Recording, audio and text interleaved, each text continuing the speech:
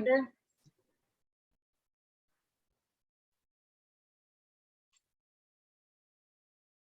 Udah mulai. Assalamualaikum warahmatullahi wabarakatuh. Kami dari kelompok 8. Sebelumnya, kelompok kami terdiri dari Sylvia Rahmawati dengan NIM 2019-123-1003, Dia Ayu Lestari dengan NIM 2019-123-1012, dan saya sendiri yang Dita Nur Amalia dengan NIM 2019-123-1013. Kami akan memaparkan materi untuk presentasi hasil kelompok kami, yaitu chapter 10 pada resiko pinjaman individu. Masalah kualitas kredit.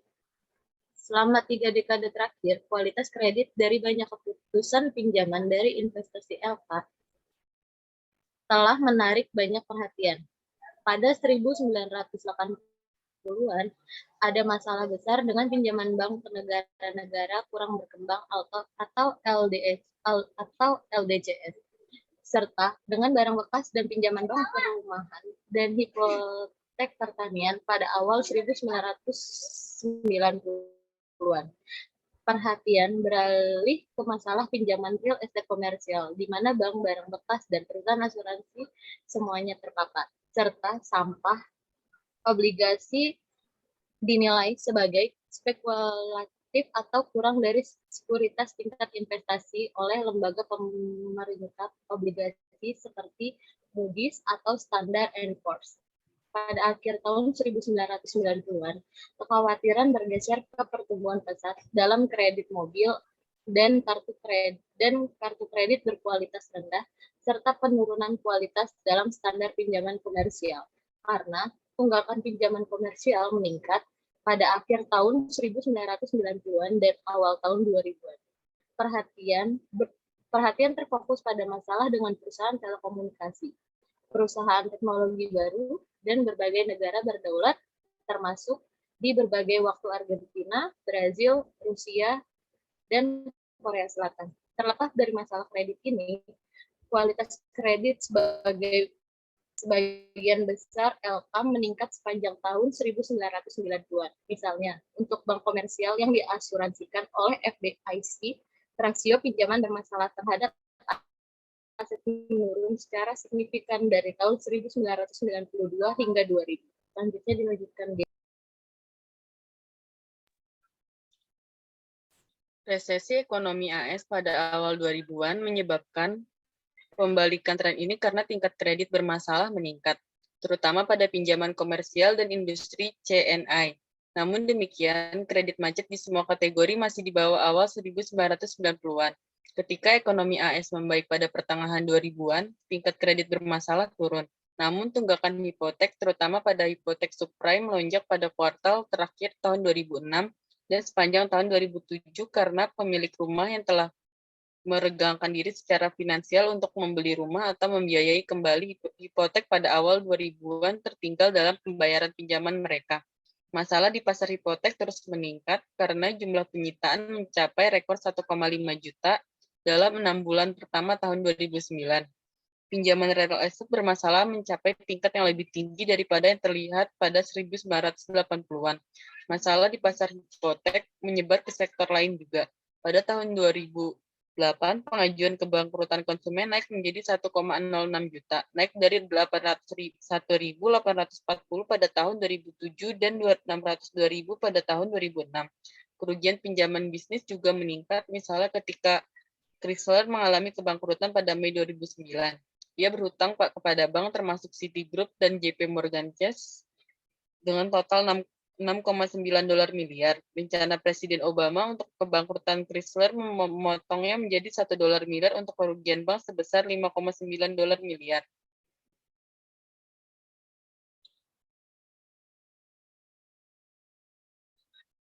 Bank akhirnya menyadari 33 sen dolar untuk pinjaman ini kerugian 4,6 dolar miliar.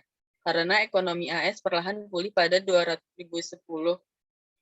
Tingkat kredit macet turun tipis tetapi masih tetap pada tingkat yang lebih tinggi daripada yang terlihat selama sebagian besar periode 30 tahun. 840 pada tahun 2007 dan 602.000 pada tahun 2006. Kerugian pinjaman usaha juga meningkat. Misalnya ketika Chrysler mengalami kebangkrutan pada Mei 2009, ia berutang kepada bank termasuk Citigroup dan JP Morgan Chase $6,9 miliar. Rencana Presiden Obama untuk kebangkrutan Chrysler memotongnya menjadi $1 miliar untuk kerugian bank sebesar $5,9 miliar. Bank akhirnya menyadari 33 sen dolar untuk pinjaman ini, kerugian $4,6 miliar karena ekonomi AS perlahan pulih pada 2010. Tingkat kredit macet turun tipis. Karena ekonomi AS perlahan pulih pada 2010, tingkat kredit masalah kualitas kredit dalam kasus terburuk dapat menyebabkan LK menjadi bangkrut atau dapat mengakibatkan pengurasan modal yang signifikan dan kekayaan bersih yang berdampak negatif terhadap prospek pertumbuhan dan kemampuan bersaing dengan LK domestik dan internasional lainnya. Namun risiko kredit tidak hanya berlaku untuk area tradisional pinjaman dan investasi obligasi, karena bank dan LK lainnya telah berkembang menjadi penjamin kredit dan kegiatan di luar neraca lainnya. Jenis exposure risiko kredit baru telah muncul yang menyebabkan kekhawatiran di antara manajer dan regulator. Dengan demikian, analisis risiko kredit sekarang menjadi penting untuk berbagai macam perjanjian kontraktual antara LK dan pihak lawan. Jenis pinjaman. Pinjaman komersial dan industri. Secara tradisional, pinjaman komersial jangka pendek atau yang sering disebut dengan jatuh tempo asli 1 tahun atau kurang, yang digunakan untuk membiayai kebutuhan modal kerja perusahaan dan kebutuhan pendanaan jangka pendek lainnya. Sedangkan pinjaman komersial jangka panjang digunakan untuk membiayai kebutuhan kredit yang meluas, yaitu yang lebih dari 1 tahun, seperti pembelian aset nyata atau mesin, biaya awal usaha baru, dan peningkatan permanen dalam modal kerja. Mereka dapat dibuat dalam jumlah yang cukup kecil, seperti $100.000 untuk usaha kecil, atau dalam paket sebesar $10 juta atau lebih untuk perusahaan besar. Pinjaman KNI besar sering kali disindikasikan. Pinjaman sindikasi disediakan oleh sekelompok LK sebagai lawan dari pemberi pinjaman tunggal. Pinjaman sindikasi disusun oleh FI utama atau agen dan peminjam. Setelah persyaratan berupa tarif, biaya, dan perjanjian ditetapkan, potongan pinjaman dijual ke LK lain. Selain itu, pinjaman KNI dapat dijamin atau tanpa jaminan. Pinjaman terjamin atau pinjaman beragun aset didukung oleh aset tertentu dari peminjam. Jika peminjam gagal bayar, pemberi pinjaman memiliki hak gadai yang pertama atau klaim atas aset tersebut.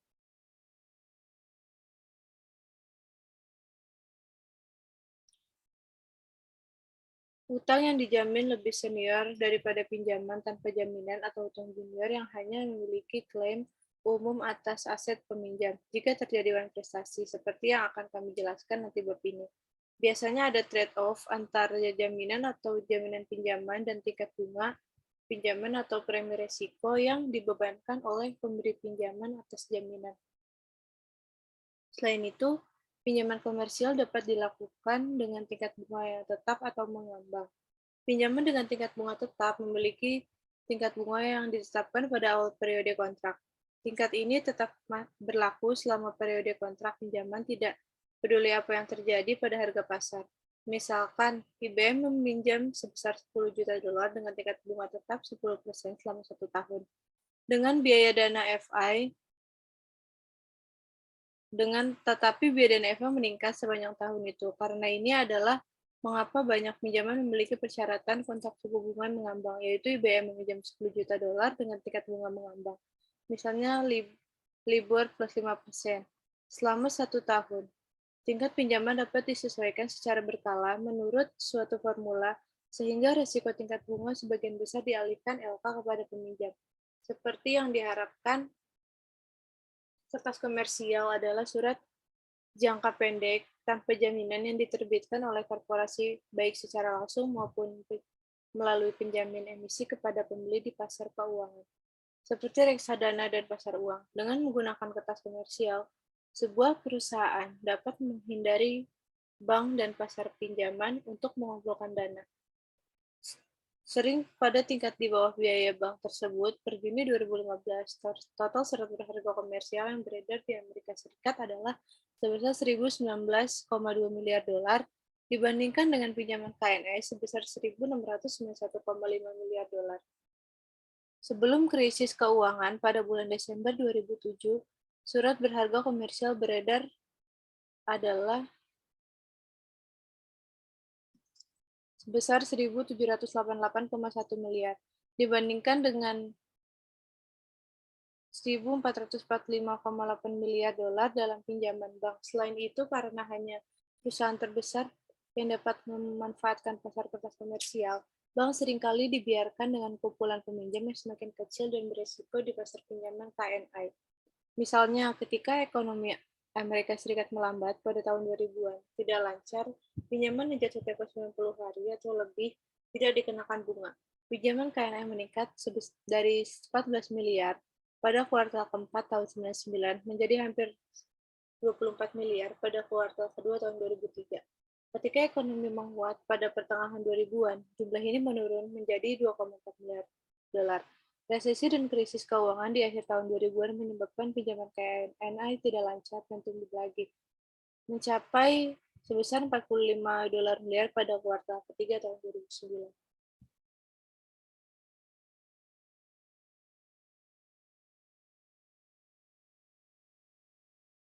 Pasar kertas komersial juga terpukul keras oleh krisis keuangan, tetapi bukan karena masalah kinerja yang terkait dengan perusahaan penerbit kertas komersial pada puncak krisis.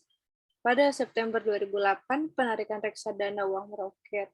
Saat investor menarik uang dari dana ini, pasar kertas komersial menyusut sebesar 52,1 dolar miliar untuk minggu ini sampai Rabu. Arus keluar ini sangat merusak stabilitas pasar pendanaan jangka pendek, di mana banyak perusahaan besar sangat bergantung untuk memenuhi kebutuhan pinjaman jangka pendek mereka. Sebagai tanggapan, bisnis yang telah mereka menarik komitmen pinjaman mereka di LK, dengan demikian pinjaman KNI yang diterbitkan oleh bank komersial meningkat, seiring dengan penurunan ukuran pasar kertas komersial.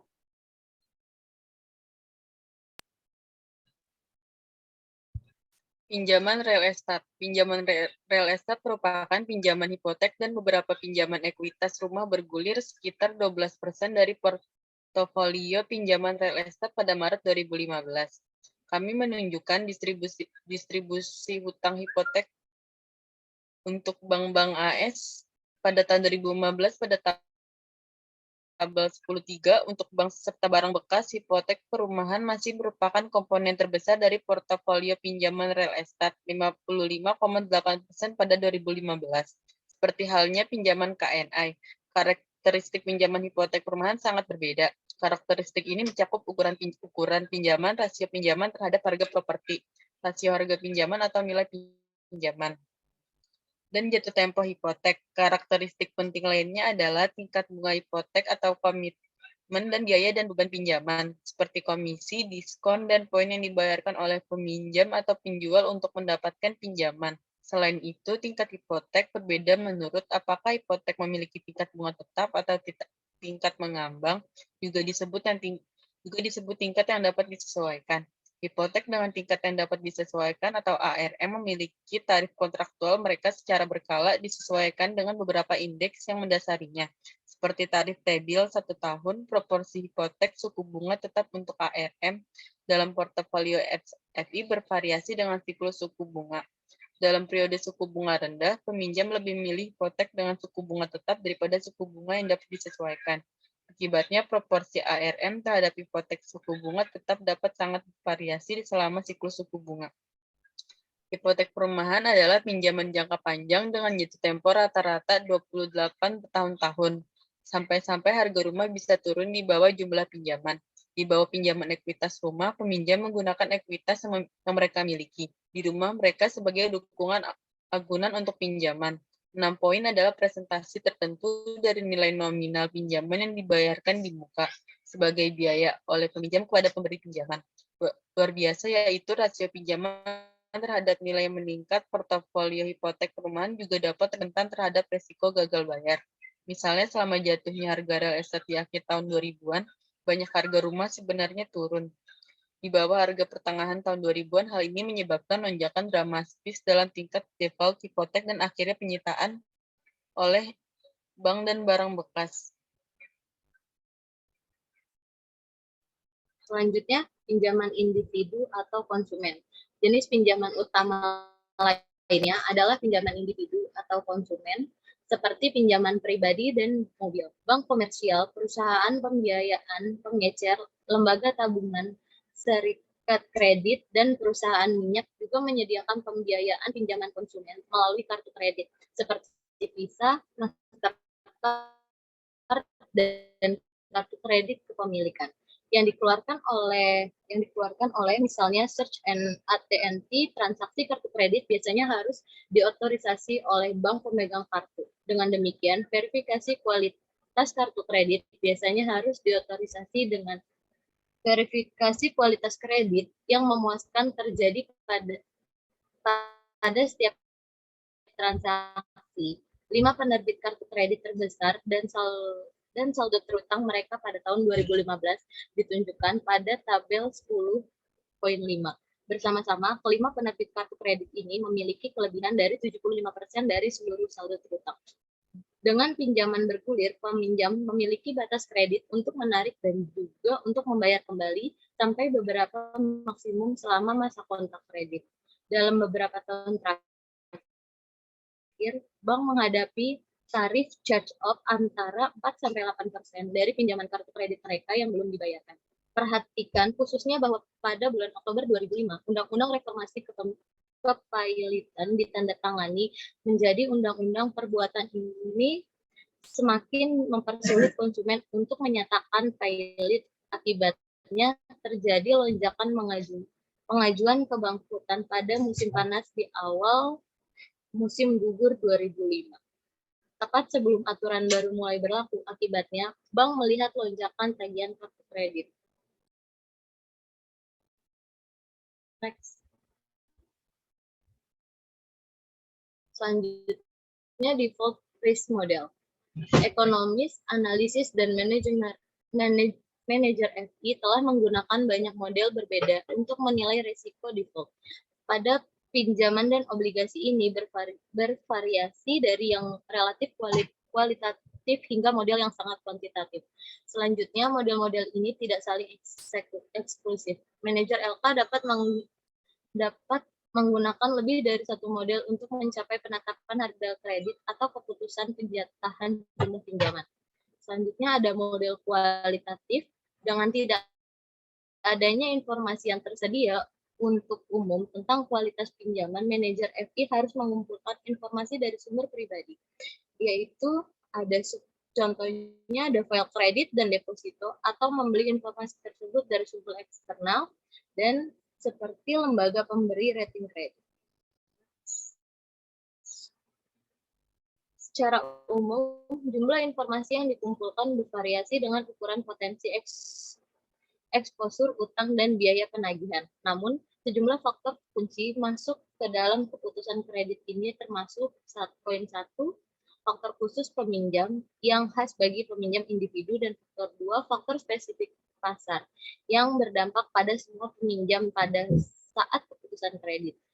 Manajer FI kemudian mempertimbangkan faktor-faktor ini secara subjektif untuk mengambil keputusan kredit secara keseluruhan.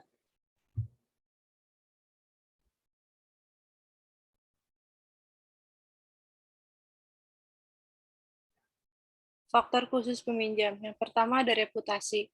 Reputasi peminjam melibatkan histori dari pemohon kredit. Jika dari waktu ke waktu peminjam telah membangun reputasi untuk pembayaran yang cepat, tepat waktu, ini meningkatkan daya tarik pemohon kepada FI. Leverage atau struktur modal peminjam. Rasio utama terhadap ekuitas mempengaruhi kemungkinan gagal bayarnya karena utang dalam jumlah besar, seperti obligasi dan pinjaman, meningkatkan beban bunga pinjaman, dan menimbulkan klaim signifikasi arus kasnya.